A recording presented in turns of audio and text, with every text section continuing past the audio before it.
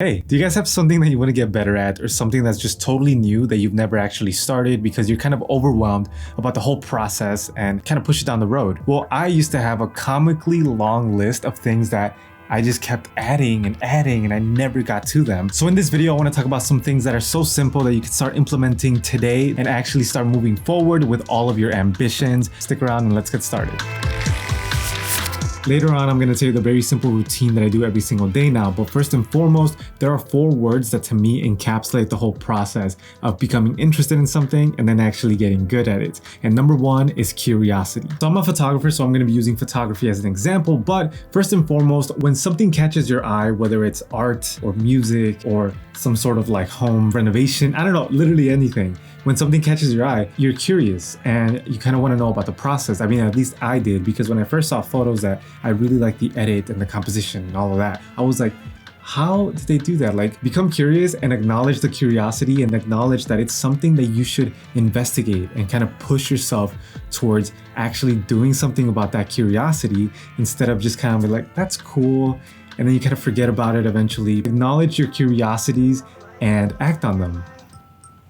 Time to go to sleep. All right, so word number 2, guys, is inspiration, because once you start to get into like photography, video editing, whatever it may be, you're gonna start to find content that really inspires you and you should let it push you towards doing something about it. This is my most recent example where I created a video with the trend of the album cover, and this is the video that I saw first on TikTok. So let's check it out and then I'll walk you through my timeline and the final version with my photos, of course. Section 80, high power.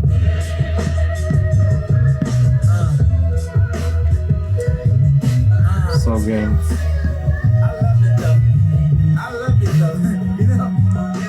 Damn. So obviously that was super cool. And the third word out of the 4 is discipline, because once you see a piece of content that is in the area that you're curious/interested in, and it's so good that it inspires you, you want to have the discipline to do something about it. And this, for me, would be inserting my own edit and my own photos onto this trend of the album cover. So let me show you the timeline. Now, real quick, this took over 5 hours to make, which is insane for a 15-second video, but it's because I had to go through like Photoshop, look up fonts, go through my old footage and photos and all of that stuff. So I think it was well worth it because I'm not banking on getting a ton of views at all. I'm banking on this practice helping me create better projects in the future. So focus on long-term improvement, but now let's check out my edit. Section 80, high power.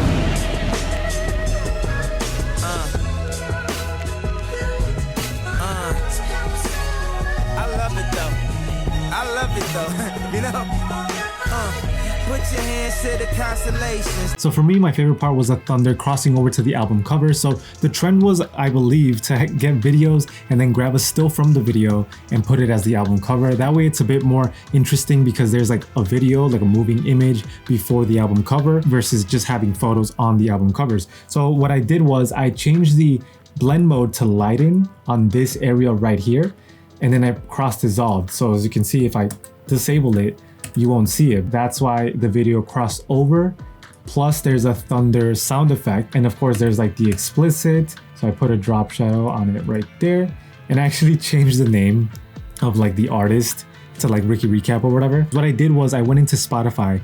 I took some screenshots with different colors because it depends on the album cover. And then what I did was in Photoshop, I took out the text that was on top. I took out the text here, put my name. I don't know. I just did it because I saw some other people were doing it, and I was just kind of curious on how they did it. So I tried it myself. This is what took me a very long time. I really like this one just because of the whole like sky, and that sunset was insane. It was one of the best ones I've seen. So before I tell you word number 4, I want to say that inspiration and discipline go hand in hand for me, because I of course see way more than one piece of content that inspires me a day, because I go through photos, video edits, all sorts of things on like Instagram, Pexels, Pinterest, YouTube, TikTok. There's so many areas that you can just find really cool content. So you're gonna have to have all of that very organized in collections, maybe in your notes app, or any way that you can have that content organized so that in the future you can call back and sort of shift through the content and you say, today I want to do something similar to this. And if you're like me and sometimes projects take you like 5 or more hours to just finalize, you're obviously not going to be able to do all of the projects that you see on the internet and you really want to try out. So again, have everything organized so that you can try multiple things out instead of just like liking it and moving on. And a quick plug, but you guys have to download our Pexels app for iOS and Android because